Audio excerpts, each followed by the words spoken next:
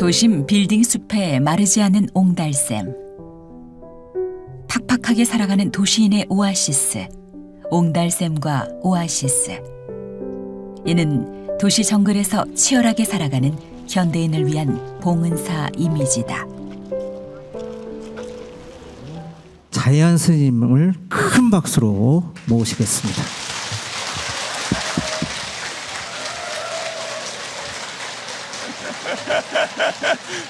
자, 안녕하세요. 네, 안녕하세요. 이렇게 무더운데 이렇게 많이들 와주셔서 대단히 감사합니다. 저는 사실 중국 불교를 한다고 제가 했어요. 근데 원래는 인도 불교 쪽이 더 재미있을 수도 있는데 중국 불교 얘기를 왜 하게 됐냐면 제가 사실 뭐 강사를 한번 이렇게 추천을 했는데 중국 불교가 좀 어려웠었다는 거예요. 그래서 중국 불교가 왜 어려워? 이렇게 해서 제가 쉽게 해줄게 라고 하는 데서 시작된 시작이 그렇게 된 거예요. 본 내용으로 들어가 볼게요. 달마가 동쪽으로 간 까닭은 혹시 그런 영화 아세요? 예전에 진짜 옛날에 있었던 그런 영화예요. 벌써 그게 89년도 영화입니다. 그래서 89년도에 달마가 동쪽으로 간 까닭, 그 영화가 상도 받고 그 당시에는 상당히 좀 뭔가 인지도가 좀 있었어요. 그런데 그게 제가 그 영화를 나중에 보려고 시도했다가 너무너무 재미없어가지고 사실 보다가 접은 영화입니다. 그런데 그 영화에서 왜 달마는 동쪽으로 갔을까에 대한 이야기들을 하고 그때 상당히 그게 회자됐었어요. 그런 거 혹시 기억하세요? 왜 하필 달마는 동쪽으로 갔을까에 대한 이야기들? 사실 서쪽으로 갈 수도 있잖아요. 그 영화 알기는 아세요? 그 영화가 89년작이거든요. 그러니까 그 영화를 알면 이미 다 오래된 사람들이에요. 모르면 행복한 겁니다. 모르면 굉장히 행복한 거고 알면 조금 그래서 그 영화 때문에 사실 영사남 들어보셨어요? 그 봉정사에 거기도 이제 되게 유명해지고 그 당시에 그랬었어요. 이번에 봉정암 이래가지고 한국의 산사 이래서 유네스코도 들어갔죠. 유네스코 문화유산도 들어갔죠. 근데 달마가 왜 하필 동쪽으로 갔을까요? 서쪽으로는 왜 안 갔을까요? 유럽 쪽으로 갔으면 대박이었지 않았을까요? 어때요?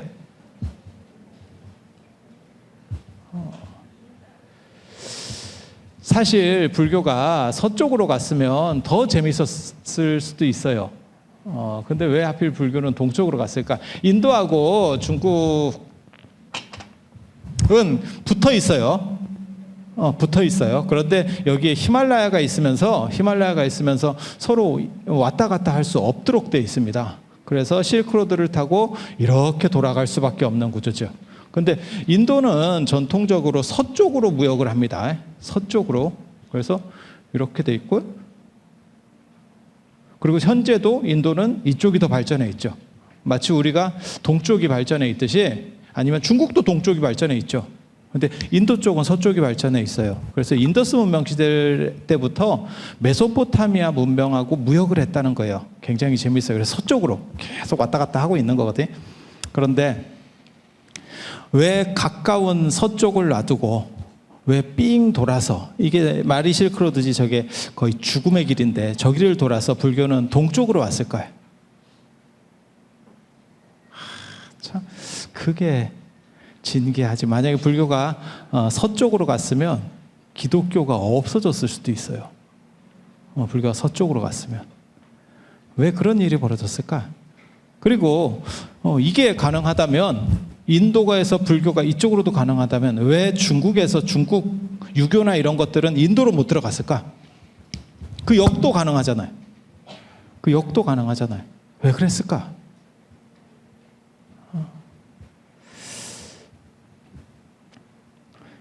그 답은 뭐냐면 그 당시 로마가 막았어요. 그러니까 히랍 쪽은 문화가 번성했기 때문에 문화적 장벽 때문에 인도나 히랍이나 문화가 비슷해요. 수준이. 그러니까 이쪽으로 들어갈 수가 없었던 거예요. 들어갈 수가 없었던 거예요. 그리고 중국은 당시에 인도보다 문화가 떨어졌습니다. 아쇼카 왕이 불교를 전파할 때는 놀랍게도 로마에도 불교민들하고 사신을 보냈어요. 로마 쪽으로도 보냈어요. 로마 쪽으로도 보냈는데 실제로는 로마 쪽에 들어간 것들은 사신만 갔지 전법사들만 갔지 흔적이 안 남았어요. 그 얘기는 뭐냐면 문화력이 높기 때문에 튕겨내는 겁니다. 그러면 중국으로는 어떻게 올 수 있었을까? 중국이 우리가 생각할 때는 문화가 굉장히 높다라고 생각하는데 실제로 중국이 문화가 높아지는 거는 나중에 수나라 당나라 때부터 시작이 돼요. 그리고 불교가 당시에 지배 이데올로기로 올라가면서부터 중국이 발전하지 그전에는 사실 중국이 그렇게 대단하지 않아요. 그러니까 인도나 로마보다 떨어집니다. 그래서 우리가 이제 착각하는 것 중에 하나가 우리가 조선시대를 거치면서 중국을 너무 크게 보는 거예요. 그래서 중국은 원래 전통적으로 전 세계 최강이었어 라고 생각할지 모르지만 사실 그건 착각이고 수나라 당나라 때가 돼야 중국이 전 세계 최강국으로 올라오고요. 그전에는 인도나 로마보다 못합니다. 그래서 인도 것도 중국으로 들어왔고 로마 것도 중국으로 들어와요. 그 대표적인 게 뭐가 있냐면 불교에서 말하는 보상화문이나 당초문, 쉽게 말해서 아라베스크 같은 겁니다. 아라베스크 이렇게 풀무늬들. 그리고 12지라고 하는 것도 실제로는 아랍 쪽에서 들어오는 거예요. 아랍 쪽 문화입니다. 그러니까 우리가 쉽게 생각할 때 12지, 띠 이런 것들은 다 중국 거 아닙니까? 아닙니다. 중국 거 아닙니다. 그래서 제가 책에 그런 얘기도 쓰는데 12지 중에서 띠하고 글자가 일치하는 거는 뱀밖에 없습니다. 자에는 쥐라는 뜻이었고 쥐는 서생원 이렇게 하잖아요. 그래서 쥐 서자를 쓰거든요. 그 다음에 소도 마찬가지죠. 소축자를 쓰는 게 아니고 소우를 쓰는 거죠. 그래서 우리가 우유 이러지 축유 이렇게는 안 하잖아요. 호랑이도 마찬가지예요. 범호 뭐지 인자를 쓰진 않는다고요. 그런 식으로 쭉 가보세요. 맞는 글자가 없습니다. 맞는 글자가 없습니다. 용도 우리는 용자를 쓰지 진자를 쓰고 용이다라고 읽지는 않거든요. 그래서 하나도 안 맞아요. 맞는 거는 뱀사자 하나입니다. 그 외에는 전부 뜻이 안 맞아요. 그 이유는 외부에서 들어온 거라서 그래요. 외부에서 들어온 거라서. 그래서 중국 문화라고 생각하는 것도 실제로는 외부에서 많이 들어와요. 그래서 상식적인 거 한 가지 말씀드리면 우리가 사주보고 이런 거 있잖아요. 그거 당나라 때 만들어지는 겁니다. 그전에는 뚜렷하지 않아요. 그래서 점성술이라는 표현을 쓰잖아요. 그래서 별성자를 쓰는 게 저 아랍 사람이나 이런 사람들은 별을 보면서 대상 이동을 하기 때문에 그래요. 대상들은 별을 보면서 길을 찾아서 이동을 하거든요. 그래서 그런 문화들이 남아있는 겁니다. 자, 인도에서 중국으로 불교가 넘어가는 이유는 문화적으로 중국이 인도보다 못했기 때문에, 그리고 실제로 당나라 때는 문화가 융성해지면서 중국이 융성해지면서 인도로 도교를 수출하려고 했었던 일이 있습니다. 현장 스님 기록에 보면 뭐라고 나오냐면 그때 번역을 해서 노자의 도덕경을 번역해서 인도에 수출했다라는 기록이 나옵니다. 그렇지만 인도에서는 그걸 받아들이지 않아요. 그래서 이걸 문화권적 장벽이라고 하는 겁니다. 문화권적 장벽, 그것을 넘어설 수 있느냐 없느냐의 문제예요. 그리고 그거는 경제력하고만 꼭 관련된 것도 아니에요. 그러니까 뭘 생각하시면 되냐면 인도는 영국에 200년 동안 지배를 받았잖아요. 근데 영국 성공회는 거의 없습니다. 그리고 아시다시피 헐리우드 영화도 못 들어갔고 코카콜라도 제대로 힘을 못 쓰고 스타벅스도 힘을 못 쓰고 되게 재밌지 않아요? 우리가 일본에 200년 지배를 받았다고 생각을 한번 해보세요. 일본 문화의 잔재가 엄청 많이 남지 않았을까요? 그게 문화권적 장벽이라고 하는 거예요. 문화권적 장벽.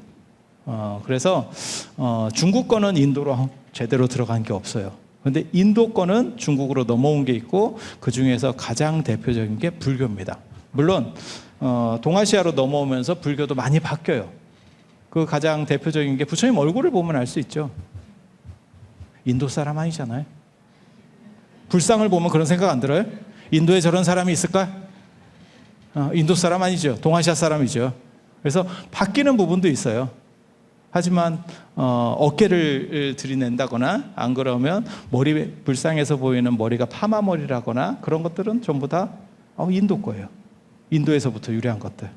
그래서 인도적인 것들을 기반으로 해서 동아시아로 들어오면서 바뀌는구나라는 걸 알 수 있어요.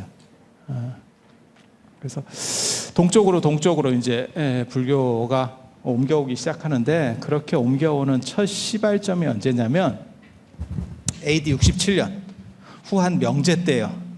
67년 한나라가 이제 전한 항고주 유방에 전나라가 전한이 있고 그 다음에 이제 그 전한이 중간에 잠깐 외척에 의해서 몰락합니다. 그걸 왕망의 신나라라고 합니다. 신나라.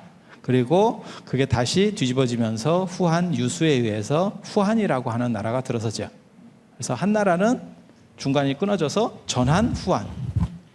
그래서 전한 신나라 한 후한. 앞에 한나라가 있으니까 후한이라고 하는 거예요. 이름을 신나라라고 짓고 싶을까 싶은 생각도 들죠. 무슨 레코드 가게 이름도 아니고. 자, 가보십시다. AD 67년에 후한 명제라고 하는 사람이 꿈을 꿨대. 하루는 꿈을 꿨대. 그랬더니 금빛 나는 사람이 하늘에서 막 내려오는데 대전 왕궁의 대전 앞마당으로다가 이렇게 막 빛을 발하면서 내려온대. 그래서 그 꿈을 딱 꾸고 나서 이게 뭐지? 이렇게 해서 주변에 점 보는 사람들한테 물어봤다는 거예요. 예전에는 참고로 말씀드리면 예전에는 점이 과학입니다. 침대만 과학이 아니고요. 점도 과학이에요. 점이 진짜 대단한 과학이었어요. 그래서 진시황이 분석행위할 때 점은 과학서로 분류돼서 없어지지 않았습니다. 농사, 과학, 뭐 이런 것들, 역법 이런 것들은 없애지 못했거든요. 그건 실생활에 필요하다고 봤기 때문에. 그래서 지금하고는 생각이 완전히 달라요. 그래서 내 꿈에 이런 게 나타났는데 이게 뭐야? 이랬더니 그 점 보는 사람이 옆에서 뭐라고 얘기하냐면 서쪽에 불교가 있는데 그 불교가 우리나라로 전래할 것 같습니다. 이렇게 했대. 이미 불교를 알고 있는 거예요. 그 사람은. 단지 이제 깊이 침투를 해오지 못한 거죠. 그러니까 임금이 뭘 물어보냐면 야, 그게 우리나라에 들어오면 이익이 될까? 국가 발전에 도움이 될까? 딱 임금 같은 사고를 하는 거죠. 그리고 저는 사실 이런 식으로 판단하는 임금들 되게 좋아합니다. 아니, 그렇잖아요. 일단 위정자라면 백성들이 사는 문제부터 얘기를 해야 되거든요. 그것이 나에게 맞아가 아니고 국민들에게 맞아? 국민들을 이렇게 할 수 있어? 라고 물어봤대요. 그래서 그랬더니 그렇게 될 것 같은데요. 그래? 그러면 기다리지 말고 사신을 보내서 맞이하러 가자. 사신을 보냈대. 재밌는 얘기예요. 재밌는 얘기. 그래서 그 당시 수도가 낙양이었는데 낙양에서 실크로드를 역으로 갑니다. 낙양에서 이제 역으로 가요. 그 가는 와중에 이 사신이 누구를 만났냐면 가섭마등과 축법난이라는 스님을 만났대요. 가섭마등과 축법난이라는 이 양반들이 백마에다가 가섭마등 축법난이라는 스님인데 백마에다가 사리, 경전, 그 다음에 불상을 이렇게 싣고 오고 있더래. 그 경전 이름이 42장경이에요. 중국 불교사에서 첫 장에서 나오는 경전 42장경. 나중에 논란이 많이 되는 경전이에요. 그리고 되게 짧습니다. 그래서 가섭마등과 축법난 스님이 오고 있었대. 그러니까 오니까 사신이 이제 물어보는 거예요. 당신들은 누굽니까? 특이한 복장을 하고 있는데 이렇게 물어보니까 나는 인도 쪽에서 오는 불교를 전하려고 지금 오고 있는 스님입니다. 이렇게 얘기하니까 사신이 굉장히 좋아했대. 왜 좋아했을까요? 안 가도 되니까. 인도까지 안 가도 되니까. 얼마나 좋아. 그래가지고 그러면 나랑 같이 갑시다. 이래가지고 이 양반들을 모시고 낙양으로 갔다는 거예요. 낙양으로 갔더니 이 양반들을 어디다가 모셔야 될까라고 생각을 했는데 뭐 마땅치가 않더래. 절이 있는 것도 아니고 그래서 어디다 모셨냐면 영빈관에다 모셨어요. 영빈관에다. 그냥 외국 사신으로 봐서 영빈관에 모셔 이렇게 했는데 그 당시 영빈관 이름이 홍로시예요. 그래서 홍로시에 모셔 이렇게 시작된 거예요. 이 양반들 진짜 대단하다. 이 양반들 진짜 대단해. 왜 대단하다고 얘기하냐면 이게 관청시자라고 하는 거거든요. 글자를 쓰면 놀랍게도 이 글자입니다. 절사자입니다. 절사자입니다. 이걸 원래 관청이라는 의미로 쓰는 글자고 시라고 읽는 거예요. 시라고. 그래서 이 앞에 말씀원이 붙으면 우리가 읽는 시, 옥수수 잎에 빗방울이 떨어지면 이런 시가 되는 거예요. 그 다음에 여기다가 날일자가 붙으면 시간할 때 시자가 되는 거예요. 그래서 저게 시 발음입니다. 그런데 저걸 잠시 영빈관에 가서 있으라고 했더니 나중에 우리 선배들이 거기에 눌러 앉았어요. 이런 정신 자세 필요합니다. 그리고 이제 좀 쪽팔리니까 시에다가 점 하나를 찍어서 사로 만드는 사건이 벌어져요. 노래에도 있잖아요. 님이라는 글자에 점 하나를 찍으면 남이 되는 무슨 점 하나 찍고 그 옛날에 그거 나왔었잖아요. 그 여자 이렇게 복수하는 걸. 그런 거 비슷한 거예요. 관청에 잠깐 머무르라 했더니 점 하나 찍어가지고 절로 바꾸는 굉장히 놀라운 이게 낙양에 있는 백마사라고 하는 절입니다. 백마사. 왜 백마사가 되냐면 아까 백마의 이러한 성물들을 가지고 모셔왔다 그랬잖아요. 근데 그 백마가 저 절 앞에 가니까 저 홍로시 앞에 가니까 애가 죽었대. 왜 죽었겠어요? 힘들어서. 얼마나 애가 됐으면 고생했으면 죽었겠어. 그래서 우리는 무슨 교훈을 얻을 수 있어요? 좀 짐을 아무리 짐승이라도 좀 덜 실어야겠구나 이런 교훈을 얻을 수 있죠. 그래서 저걸 기념해서 백마사라고 나중에 이름이 붙게 돼요. 백마사라고 붙고 그 다음에 재밌는 거는 저 백마의 이야기 때문에 서유기를 보면 현장 스님이 백마를 타고 가는 설정으로 그게 그 백마가 다시 살아나서 서유기 속으로 들어가. 그래서 손오공 사오정 저팔계만 가는 게 아니고 백마가 가잖아요. 그 용마라고 그래서 용이 변신해서 뭐 말이 가고 뭐 이런 거 있습니다. 그렇게 해서 저기서 계속 눌러 앉으면서 이렇게 살고 있다는 거예요. 그러니까 그러면서 사부작 포교를 한다. 참 이 굴러온 돌이 박힌 돌을 파내는 그런 형상이거든요. 그래서 그렇게 행동을 하니까 그 당시에 도교가 있었어요. 중국의 도교. 그래서 오학도사라고 하는 게 있습니다. 오학도사. 오학이 뭐냐면 동쪽에 태산, 서쪽에 화산, 남쪽에 항산, 남쪽에 형산, 북쪽에 항산, 중앙에 숭산 이렇게 해서 중국을 대표하는 큰 산 5개가 있어요. 여기에 다 도사들이 살고 있었는데 도사들이 보니까 이게 분위기가 좀 찝찝하대요. 그래서 와서 얘기를 하는 거예요. 황제한테. 이건 안 됩니다. 쟤네를 내치십시오. 이렇게. 그러니까 뭐 그렇게 되겠어요?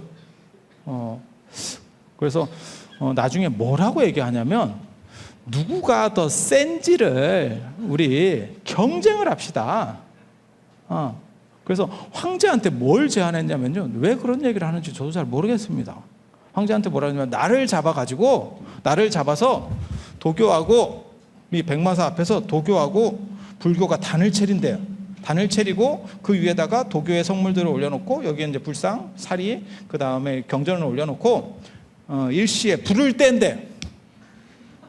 그래서 안 타는 쪽이 이긴대. 기도를 해서 안 타는 쪽이 이긴대. 이거 세다. 저 같으면 절대 저렇게 안 하는데 그냥 말싸움 하자 하면 이기기 쉽거든요. 왜? 외국인이잖아. 외국인이면 이게 뭐 머리가 좋아도 이게 말 배우는데 시간이 많이 걸리거든.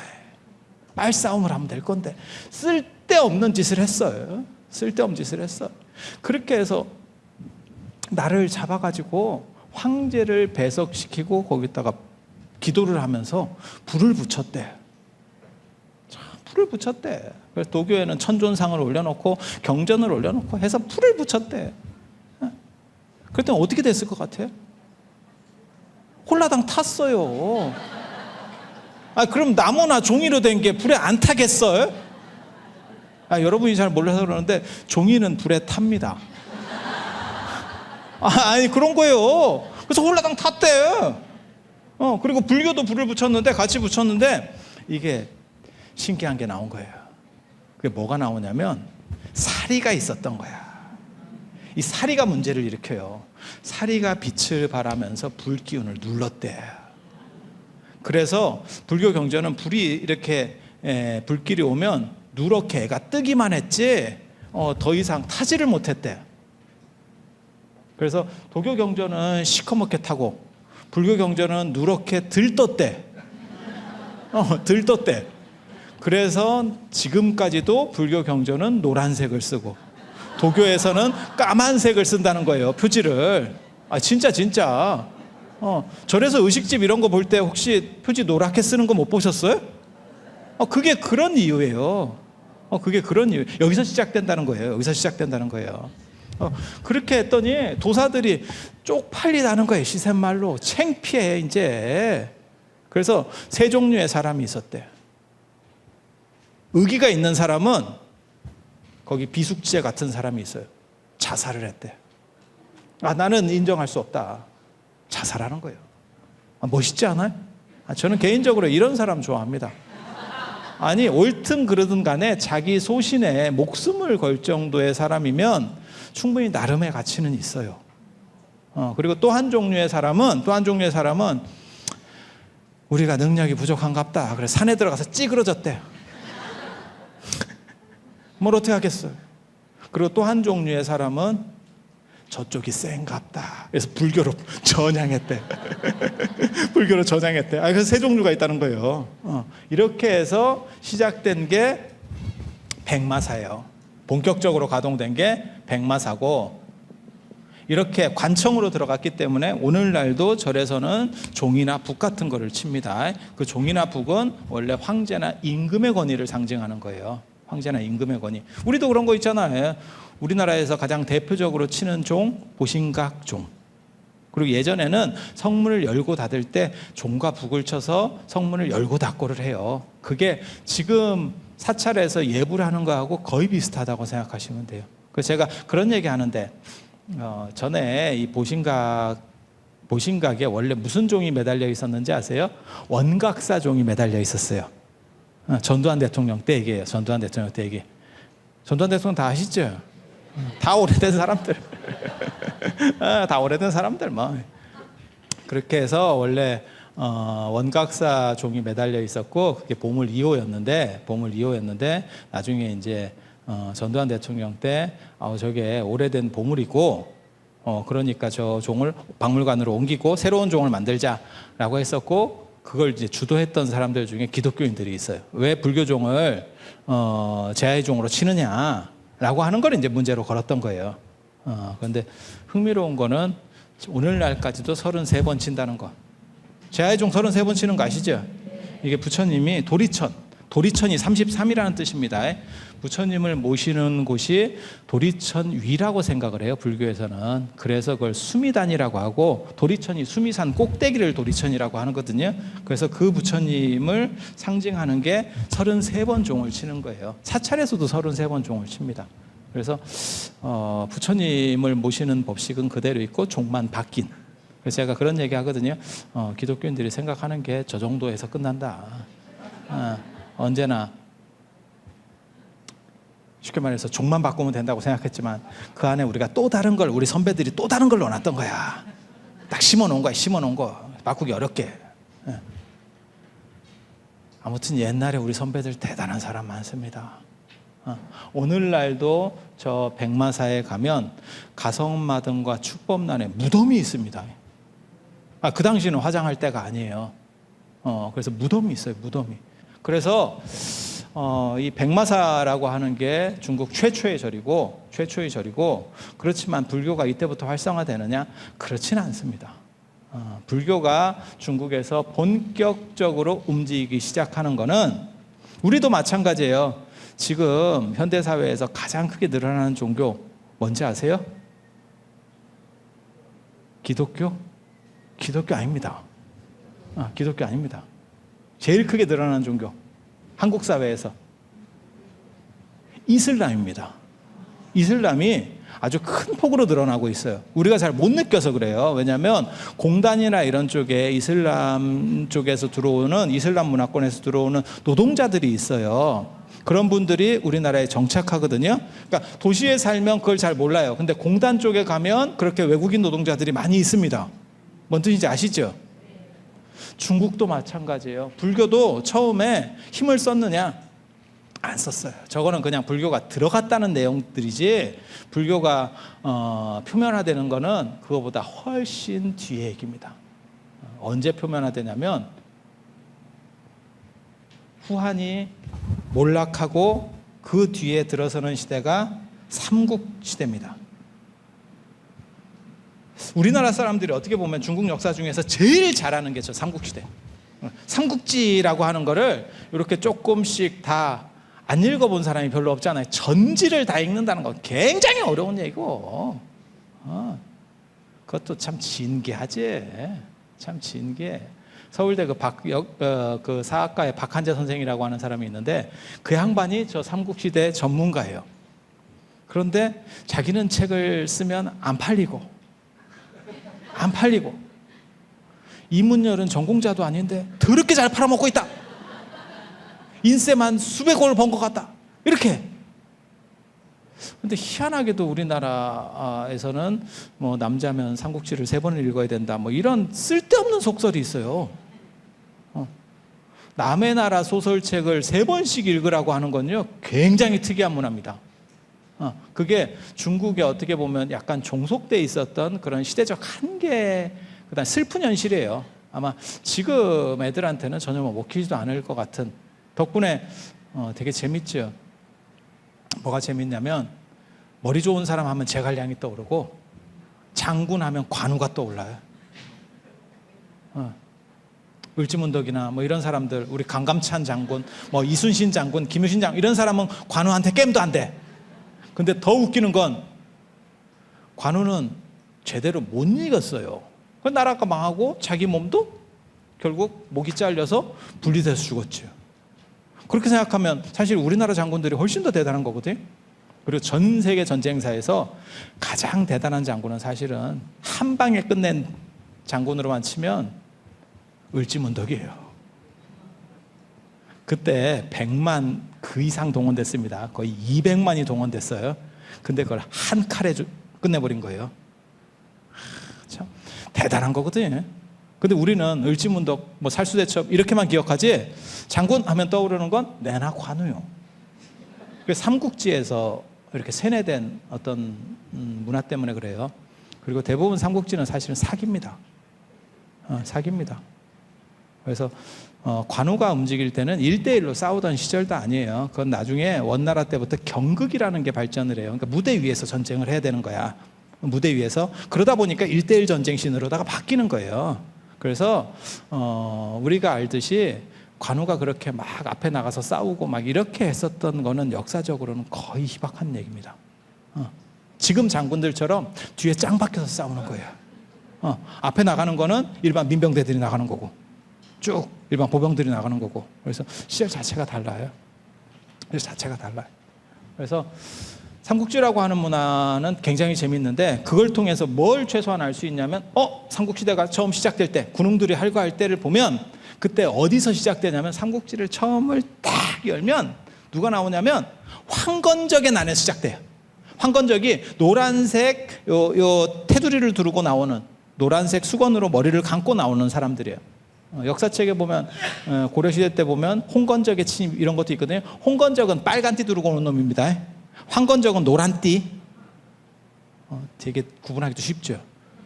띠만 메고 오니까. 근데 그 황건적들이 뭐 하는 사람들이냐면 도교예요. 도교. 도교입니다. 도교 중에서 태평도라고 하는 도교예요. 뭐 생각하시면 되냐면 우리식으로 말하면 동학 농민운동 이런 거 할 때 군군강강 이런 주문을 외우면 총알이 안 들어온대. 그때 용감한 얘기했다. 총알이 안 들어온대. 안 들어왔겠어요? 아까 불타는 거하고 똑같지. 일본 기관총에 끝났지. 근데 그게 저 후한 말에 삼국시대에는 그런 방식이 먹힙니다. 왜? 칼이나 화살은 실제로 안 들어올 수도 있거든. 상황에 따라서. 아니 그렇지 않아요? 이게 일제강점기 때만 하더라도 무기 차이라고 하는 걸 극복할 방법은 없어요. 그런데 삼국시대에는 사실은 저희 어느 정도 가능하거든요. 용감하면 이길 수 있어요. 그래서 나는 신이 보호해주는 하느님이 보호해주는 어떤 강력한 뭔가 에너지가 있어 라고 하면 사람이 훨씬 용감하게 싸울 수 있다는 거예요. 그래서 걔네들이 나라를 뒤집으려고 일어난 게 사실은 황건적입니다. 그 시대를 보면 뭐가 나오냐면 도교가 그렇게 난을 일으켰다는 건 유교가 기능을 못했다는 뜻이에요. 그리고 삼국지를 통틀어도 유교적인 인물이 없습니다. 잘 나가는 사람들이 다 누구냐면 술사 계열이에요. 도교 쪽 계열입니다. 그러니까 제갈량도 뭐 도술을 부리잖아요. 막 머리를 풀어 헤치고 뭐 어쩌고 이런 도사 계열이고, 방통이라는 사람도 그렇고 여몽이라는 사람도 그렇고 대부분 다 이게 책사, 술사 계열들이지 유교가 아닙니다. 그래서 유교가 없는 거예요. 유교가 없다는 건 뭔 뜻이에요? 중국이 사상적으로 무주공산이에요. 지키는 사람이 없는 거예요. 마치 우리가 일제강점기 끝나고 정체성에 혼란을 겪고 있을 때 기독교가 들어오는 것처럼 그때 불교가 잠복해 있다가 드디어 표면화됩니다. 표면화된다고.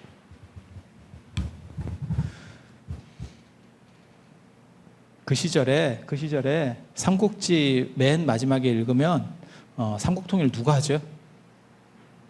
누가 할까요? 그거 아세요 혹시?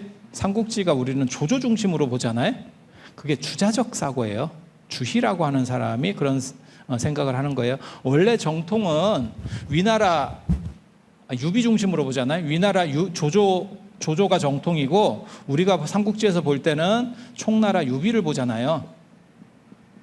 이건 주자식 사고입니다. 원래 중국 역사책에 의하면 이 사고가 맞죠. 왜냐하면 이긴 사람을 중심으로 보는 거예요. 이긴 사람을 중심으로. 그래서 사마강의 자치통감이라고 하는 북송시대 때 사마강이 쓴 자치통감을 보면 이쪽으로 돼 있어요. 그거를 주자가 아니다. 이긴 사람 중심이 아니고 의로운 사람 중심으로 바꿔야 된다라고 해서 통감 강목이라는 글을 쓰면서 총나라 유비 중심으로 바꿔놓습니다. 그리고 그게 소설의 기본 베이스가 돼요. 그래서 우리가 삼국지를 읽으면 유비 중심으로 사고를 하는 거예요. 그렇지만 결국 이긴 건 조조예요. 그리고 왜 조조가 이길 수밖에 없느냐? 제가 늘상 하는 얘기가 있어요. 그 당시 총나라는 아무리 전쟁을 잘해도 조조를 이길 수 없어. 인구 비율이 완전히 달라요. 그러니까 면적만 보면 별로 차이가 안 나는 것 같은데 실제로 인구 밀도에서는 엄청난 차이가 나거든요. 그래서 이길 수가 없어요. 뭐가 똑같은 거냐면 경상도가 분열되기 전에는 전라도가 표로 못 이기는 거하고 비슷한 거예요. 뭔 뜻인지 아시겠어요? 그런 거랑 비슷한 거예요. 뭐 지역 감정을 유발하고 이러려고 하는 건 아니에요. 인구 자체가 다르다는 걸 얘기하는 거예요. 인구 자체가 다르다는 걸 얘기하는 거예요. 그래서 이런 상황에서 조조가 결국 나중에 어느 정도 판을 이렇게 아미고, 그런데 저게 조비라고 하는 그 다음 때에서 누구한테 넘어가냐면 사마씨한테 넘어갑니다.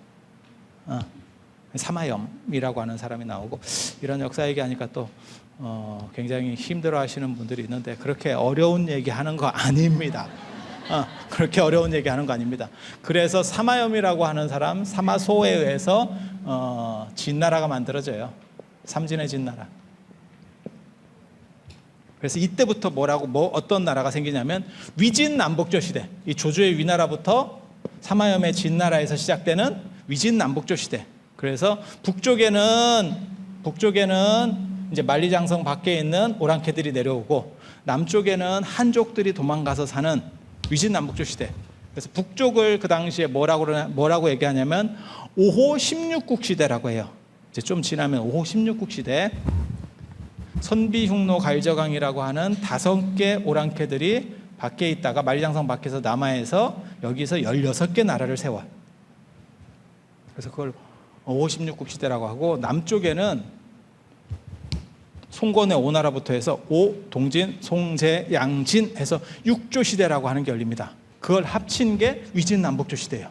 남조하고 북조. 복잡할 필요 없습니다. 이걸 외울 필요도 없고 아무 필요도 없어. 단 얘네가 혼란스러웠기 때문에 불교가 움직일 수 있었다. 그 얘기를 해주고 싶은 거예요. 그 얘기를 해주고 싶은 거예요. 그래서 불교는 어떻게 중국을 정복했는가? 진짜 특기할 만한 사건입니다. 전 세계에 세계 종교가 3개가 있어요. 유명한 세계 종교가 3개가 있어요. 그게 기독교, 그 다음에 이슬람교, 불교거든요. 가장 종교 인구가 많은 거는 이슬람입니다. 2번째는 천주교입니다. 그 다음에 3번째가 불교고, 개신교는 사실 얼마 안 돼요. 개신교는 얼마 안 돼요. 그래서 제가 농담 삼아 얘기할 때 그렇게 얘기하거든요. 개신교하고 천주교의 관계는, 천주교가 축구면 개신교는 야구다.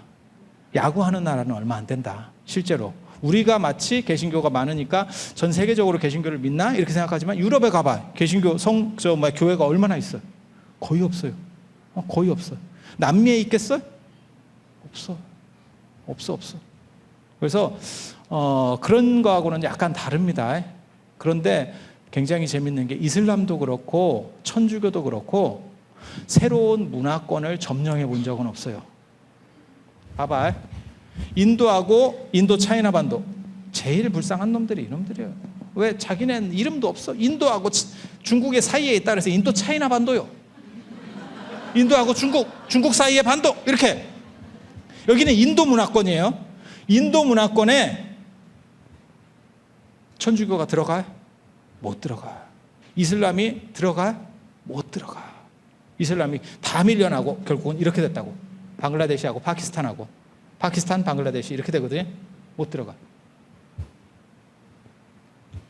전 세계에서 잘 나가는 문화권, 전통적으로 있었던 문화권 중에서 기독교나 이슬람이 들어간 데는 없습니다. 다 무주공산으로 들어간 거예요. 그러니까 아메리카 대륙, 그 다음에 오세아니아 대륙, 아프리카 대륙, 이런 데는 특별한 문화가 이렇게 딱 융성한 게 없어요. 그런 데는 들어갔어요. 하지만 기층에 강력한, 예를 들어서 중국에 기독교나 이슬람은 왜 못 들어갔을까요? 막았을까? 중국에서? 중국은 땅덩어리가 커서 막지도 못해요. 막지도 못해. 황제가 자기 땅이 어디까지인지를 몰라요. 정확하게 말하면. 진짜. 그래서 막을 수도 없어. 그런데 걔네는 왜 못 들어갔을까요? 문화권적 장벽에 걸린 거예요. 그러니까 불교만 특이하게도 인도 문화권에서 출발해서 중국 문화권을 장악한 그러한 종교예요. 그래서 아주 특징적입니다. 그리고 더 재미있는 건 본토에서는 없어졌어요. 이게 뭐래? 이사 가가지고 또 안방은 뺏겼어요. 남의 안방을 차지하고 자기네 안방은 또 뺏겨요. 이게 굉장히 특이합니다. 그래서 불교를 이해하는 데 있어서 어떤 특징적인 부분들이 있어요. 그리고 그게 굉장히 놀라운 게, 불교는 중국에서 시작돼서 결국 인도에서 시작돼서 중국에서 꽃이 피었다는 거. 그리고 이렇게 꽃피게 되는 사연에는 바로 이 위진남북조 시대가 있다. 그 위진남북조하고 관련된 이야기들을 이제 본격적으로 불교가 움직이는 이야기들을 해줄 거예요. 그 얘기는 잠깐 쉬다가 계속 이어서 할 수 있도록 그렇게 하겠습니다. 네, 강연을 해주신 교육부장 선생님께 다시 한번 큰 박수 부탁드리고요.